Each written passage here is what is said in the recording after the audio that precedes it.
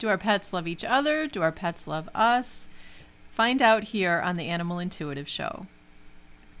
Come on, all you doggies, won't you walk with me? I'm the puppet dog. So there's all different ways that we can find out things about our beloved pets. Here on the Animal Intuitive Show, I talk about learning things from animals from an animal communication perspective. So how do animals think? What do they feel? As well as I like to throw in a little bit of the research when it applies. So I found out some interesting things doing both about the topic of love, which I thought would be appropriate for Valentine's Day.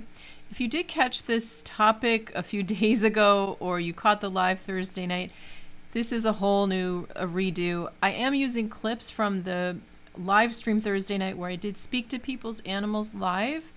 I'm putting that in this episode that I'm redoing. I had a lot of issues with audio and lighting. The only thing I could salvage was those live conversations that I had. So I figured I would just do it over. So here we are. And I just want to start off by showing you these two little cute videos that I have. One of them is me talking to my dog, Cheyenne, and then the second one is going to be a friend of mine talking to her dog, Ronan.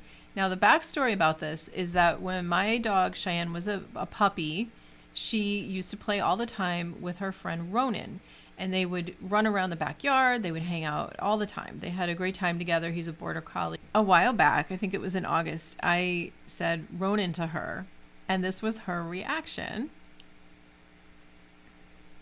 Who's Ronan?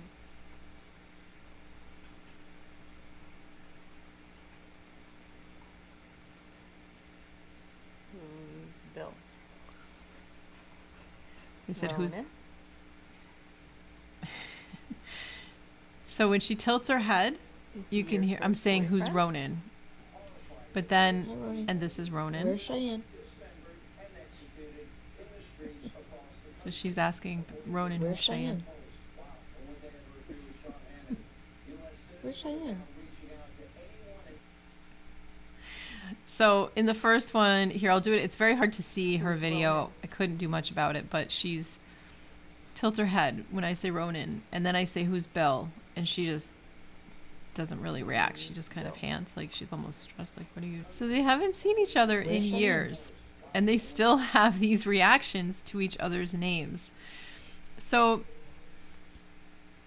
when I do animal communication with my animals, I'm tuning in to find out what they think and what I feel. I've been a professional animal communicator for about 17 years. I've been talking with animals all my life, but I wanted to, specifically find out about the feeling and the emotion of love. I wanted to talk about that currently for this episode, so that everyone else could hear about what I find out from my animals and from my clients' animals too.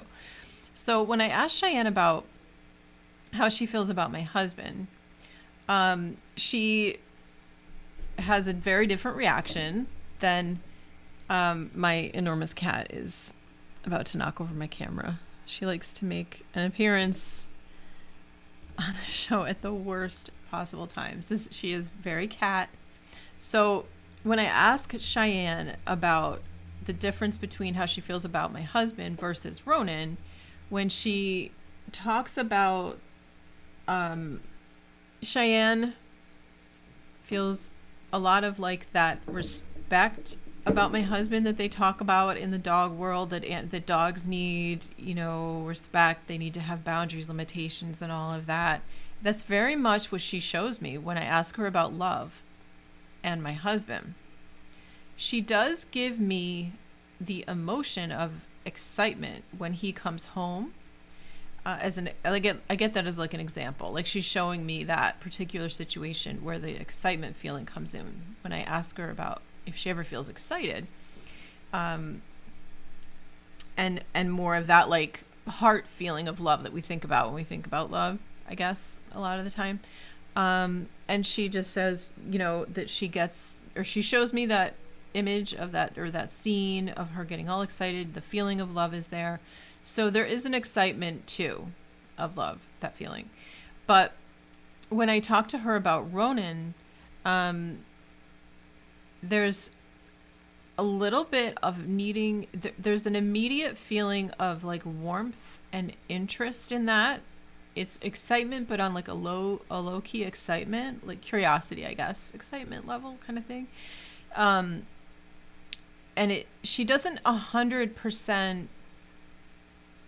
get the whole thing. This is a little difficult to explain. It's like she gets it, but she doesn't. But there is like this, it's some kind of a memory in her of him that is attached to emotion when she hears his name. I do believe, and I get this from my clients' pets all the time, there is love. There is a feeling, an emotion of love that they have towards us. I don't think there's any question about that. And when I ask them about towards each other, I have had, it's not romantic love, I wouldn't say. The feeling that animals have towards each other, it's, I guess you could say that there is a feeling that maybe is similar, but, they don't necessarily think of each other on a thought level of like husband, wife, or boyfriend, girlfriend. There's bonds and there's relationships, but there is a different level of like the concept with people, which I'm sure doesn't surprise anybody. Then we go to the research, and there's some interesting things that have gone on in research talking about trying to figure out if animals experience love the way that we do. So many things to clear before you can look at anything. All right, this is an article in the Washington Post. What makes dogs so special and successful? Love. Okay, so this person, psychologist Clive Wynne, wrote a book called Dog is Love. And he did a study on dogs, exploring this kind of topic, that dog is love, why and how your dog loves you. So he talks about, I'm not going to, read you the whole article. I'm sure you don't want that, but I'll have a link for it. But basically he's talking here about just, thinking about what's on the surface, what we see. Is that actually love, their behaviors? And, he makes a good point. How do you, first let's have a clear definition of it. And he avoids using the L word in scientific writing. We talk about exceptional gregariousness. We talk about hypersociability. So we're looking at that, they're gregarious, they've got that energy towards another, or they're hypersocial. They're really social animals compared to other animals. When we're doing science, we have to find terms that can be operationalized, or things that can be measured. So they can measure if a dog chooses to go for a bowl of food versus its owner when he's separated from both food and its owner for many hours. Or they can measure the hormonal levels that go up in both dogs and their owners when they look into each other's eyes. So they have to measure it out. They've got to break it down into measurable little pieces. And he mentions he's a reluctant convert to this idea, that he was skeptical about it. Yes, I know I need to do my CEU credits as a social worker. I'm getting, they pick up on my conversations with my husband and my Google searches for credits, and now they're like, leave me alone. I know I need to get those done. So anthropomorphism is frowned upon in science. And, they're wondering, how can you examine a dog's ability to love without veering into the anthropomorphic territory? Putting our thoughts about what animals should be to be like us, projecting onto them. Okay, so he talks about studies. One of the studies is the rescue experiment, which is one that he did. There had been a prior experiment where scientists have volunteer dogs pretend to have heart attacks, and the dogs didn't do anything to help. He thought that was quite convincing. it seemed to suggest that the dogs didn't really love people. Later, I thought, how are you supposed to know what to do under those circumstances? So how is a dog supposed to know in this rescue experiment in which they had somebody, feign a heart attack? How is a dog supposed to know what to do in a situation like that? How does that prove anything, really? So he looked into experiments that certainly indicate that dogs express concern when a human seems to be crying. Something about stories, experiments that stemmed from stories from Second World War that mentioned repeated stories of dogs trying to dig their owners out from under rubble of bombed homes. And I thought maybe we can make an experiment where we, in some way, bomb people's homes and see if their dogs will dig them out. And ultimately, it's a box. They have people crawl in the box, and then the dog does appear to look very upset, but appears to be happening as the dogs are disturbed, but only about 1/3 could figure out what to do. So they did another experiment where they put food in the box and they trained the dogs to open the box to get the food out. And then going forward, we put the owner in a box and asked the owner to cry out in distress. We know that the dogs know how to open the box. So we know that the dogs have that understanding of how to do that. So then you have this pretend situation that the owner's under stress. And in those conditions where the dogs knew how to open the box already, pretty much every dog opened the box. So that's compelling demonstration that dogs really do care if they can understand, if they can figure out what to do as well. And then they talk about biological research backing up the idea that dogs can love. So he says if it's there, it's got to be in their biology. Their biology has to underwrite their behavior. So a Japanese group analyzed dogs and people's urine for levels of the hormone oxytocin, which gets called the love hormone because it spikes when two people are in loving contact with each other. They had people and the dogs come into the lab and look at each other lovingly. Sure enough, the oxytocin levels went up in both sides of the relationship. And if you show dogs in MRI scanners objects that remind them of either food or the presence of their owners, you can see how their brains light up. And the reward centers of the brain light up more strongly to signals that say your owner is nearby than to signals that say you're going to get a piece of sausage. So that's really strong evidence inside the brain that the presence of a beloved human is rewarding to a dog, all on its own. They talk about that being in the genetic code in part of the genome of the dog that shows evidence of recent changes. The equivalent part of the human genome, which is responsible for this syndrome called Williams-Buren. In this syndrome, people have what they called exaggerated gregariousness. So people who have this have no notion of strangers. They treat everybody as a friend. They're extremely outgoing. So when he read this, I thought they're much like our dogs. So he looked into the DNA samples for dogs and wolves and identified 3 genes that show the mutation in those genes is responsible for a big difference between dogs and wolves in their gregariousness. Dogs are much more outgoing, and this correlates in 3 genes that independently have been shown to be responsible for the gregariousness aspect of Williams syndrome. So he says into the deepest level of biology, into the genetic code that underlies everything that dogs become, you can find it all the way through. So it seems to be that they do experience love. And another individual who has done some studies was interviewed or talked about in this National Geographic article. Dogs have feelings. Here's how we know. Gregory Burns, a neuroscientist at Emory University, trained dogs to go inside an MRI scanner. So this individual wrote this book, What It's Like to Be a Dog and Other Adventures in Animal Neuroscience.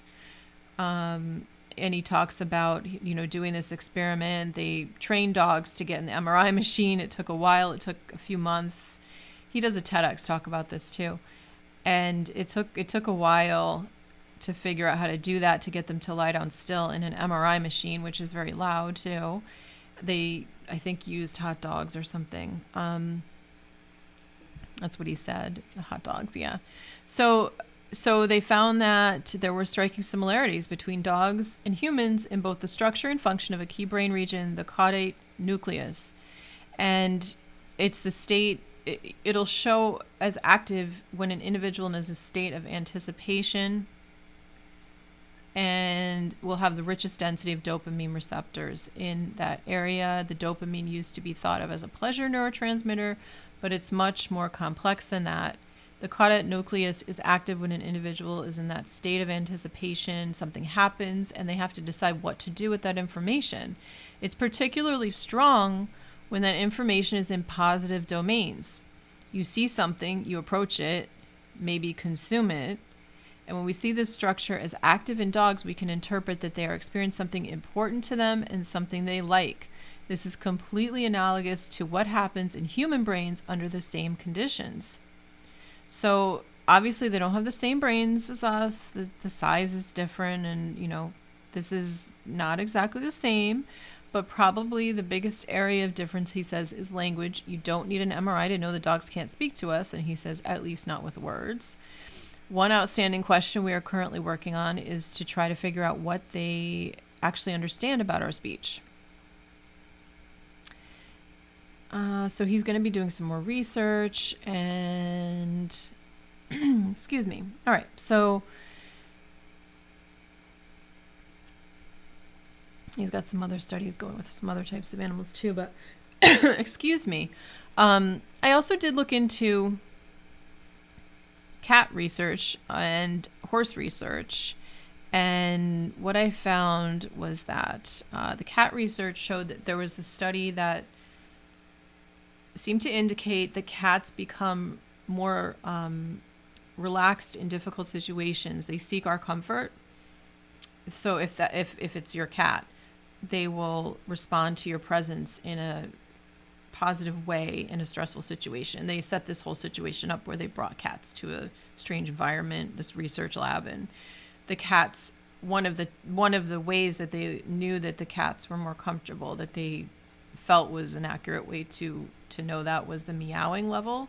So when the human that they knew were there, it was more meows. There was a couple of other things. I didn't want to keep, bombarding you with a million different studies, but there's something showing a bond or a connection with cats and humans. Do they call it love? I don't think they go to that length. So I'm hoping that there's more studies on this stuff, but I don't know how much funding is there exactly, but hopefully. And then horses, the study that I did see said that they didn't think that the horses felt there was didn't respond differently to humans that supposedly were like their people. They did feel their level of relaxation increased around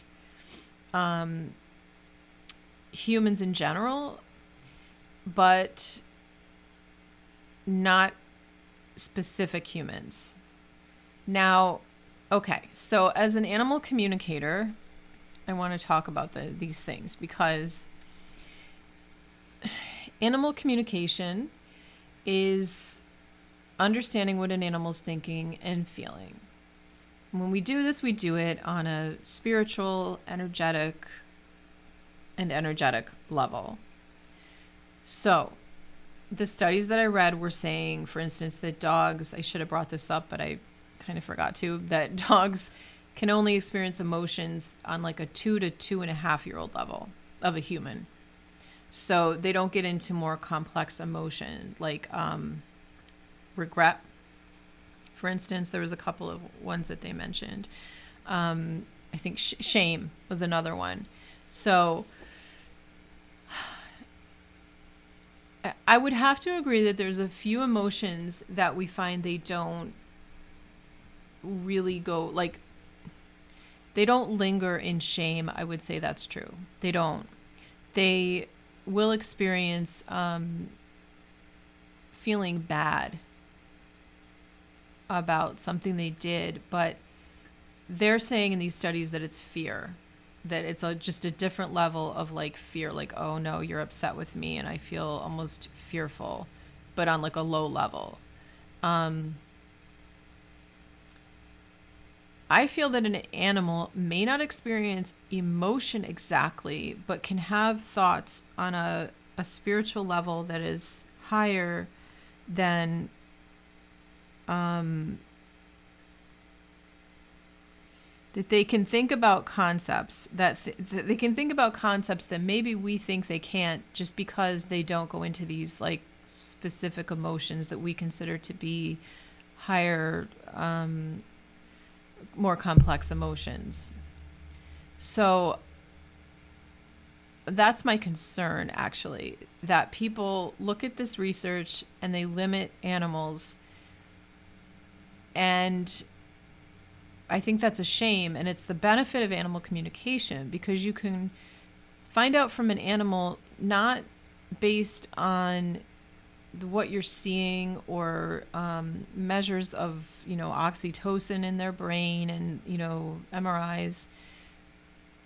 You can find out that animals do understand things that are going on that maybe a 2.5-year-old wouldn't, of a human wouldn't.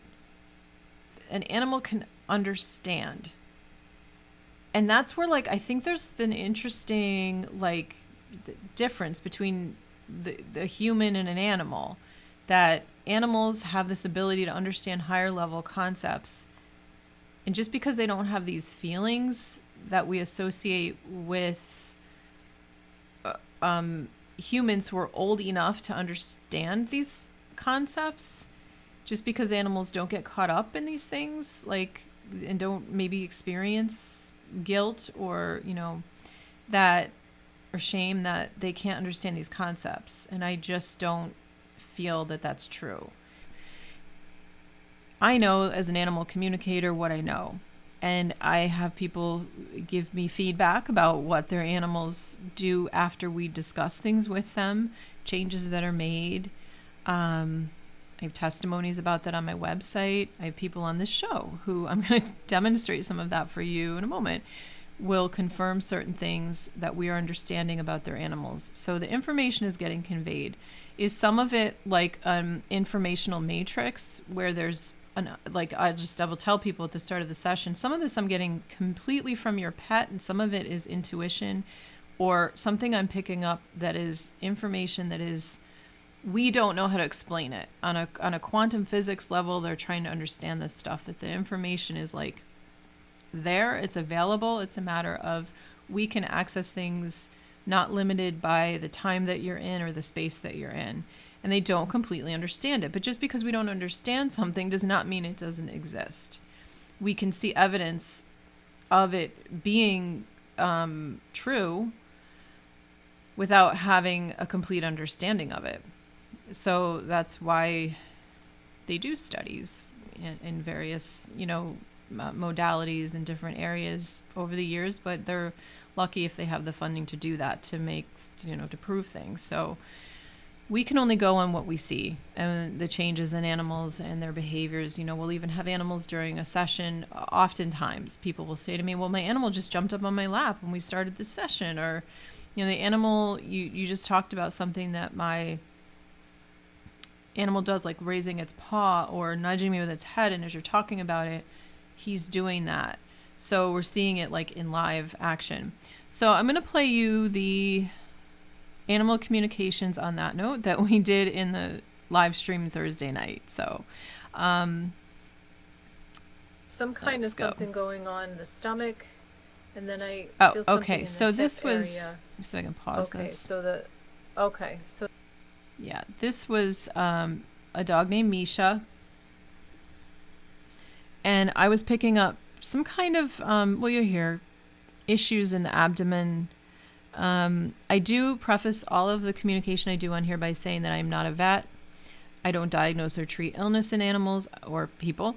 But, and when I do a show live or I talk to animals, even recorded, that I'm putting out there, I just want to make sure everyone understands that when I do medical intuition, I'm not going to go as deep. I don't have the time to, that is a deeper communication session where you need a little bit more time usually it's peeling an onion. And I explained to the person right as we were doing this, and this isn't in this clip of me saying this, but that when she said there's a medical issue, I said, I'm going to be keeping it on the surface, kind of general. So here we go. Okay, so that felt bloated or so, kind of that's the feeling I got. So that could be the stone. I mean, honestly, it just felt more So after we started and I said I got this bloated feeling, she said that the dog has a bladder stone. I don't get sharp pain personally. That's not what I'm picking up as an intuitive. I'm not getting like a sharp pain. It felt more bloated.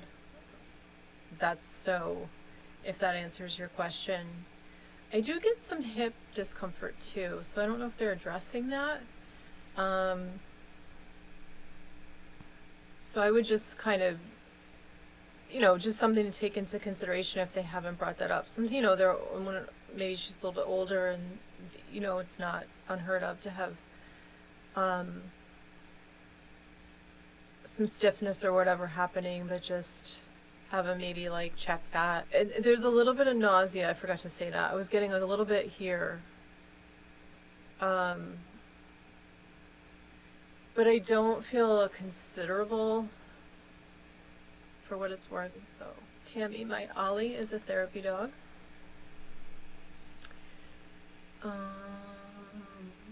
Okay, so we have 2 questions coming in. So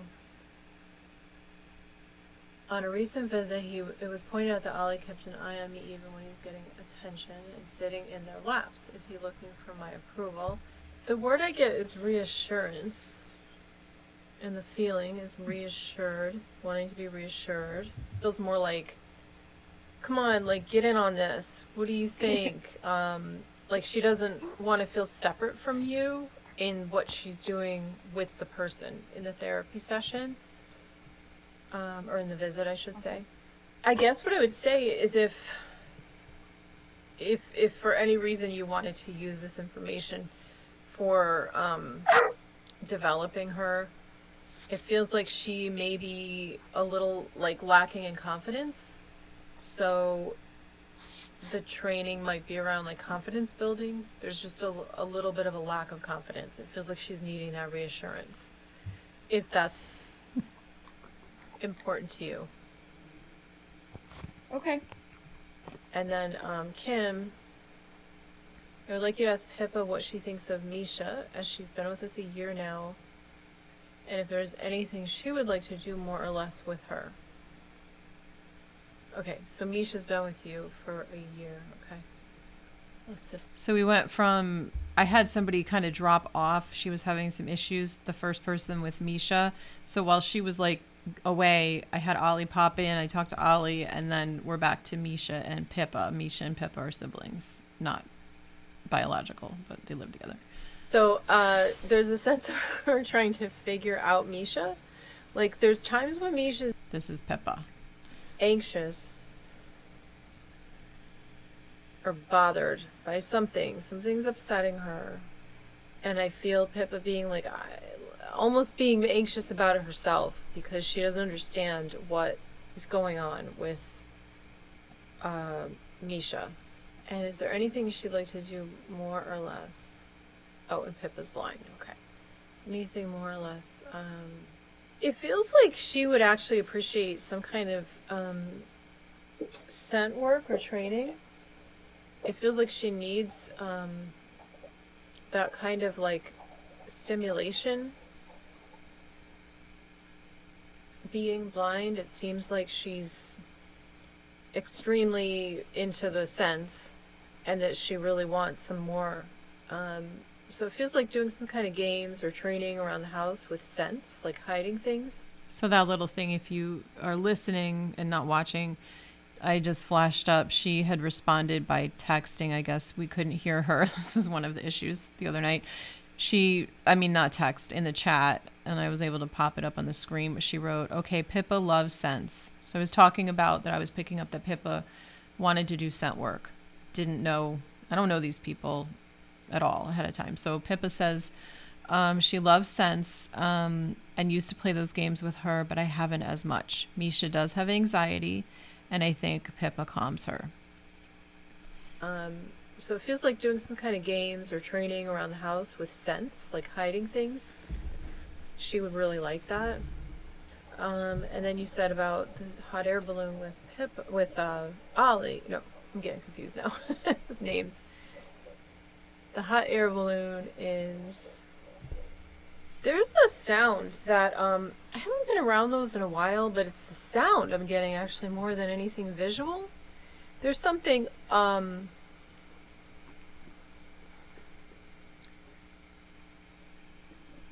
about the sound that makes the visual more scary, but I really feel like it's actually the sound. It's like a hissing I'm getting from it. I think because, you know, you see that like when they power the thing up in the hot air balloon, that sound.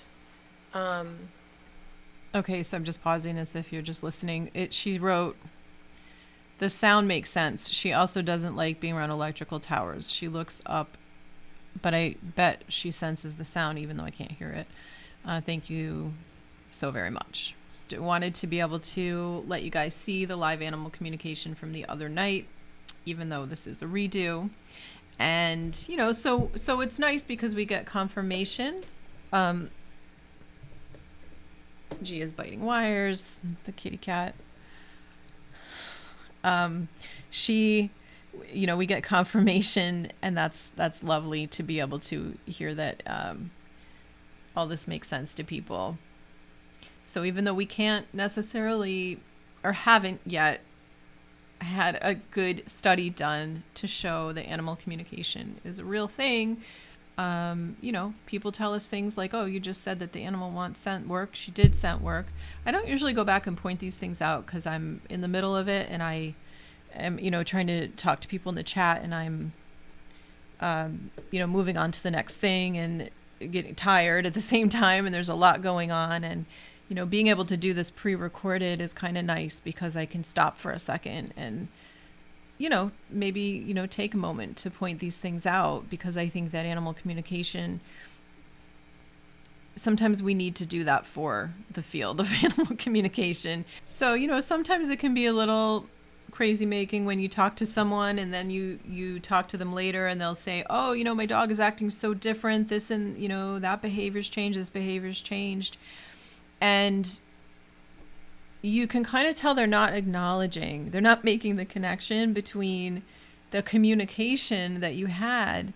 And I think that's because it's unbelievable to people that sometimes you can just talk to an animal, and giving them that time, that space to express themselves and to share with you, sometimes that alone will change a behavior. Just for them to say why they're doing something and be heard can change a behavior, and it's hard for people to make that connection. You know, also, sometimes you can even, you know, show people this is what is going to be, you need to do in order for this to change, and they do it.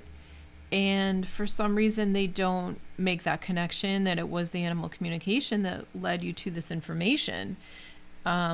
So I think sometimes that's just people becoming familiar with this field, and it's hard to, when you've had maybe this block for a long time in seeing that there's something else that maybe we don't see right in front of us.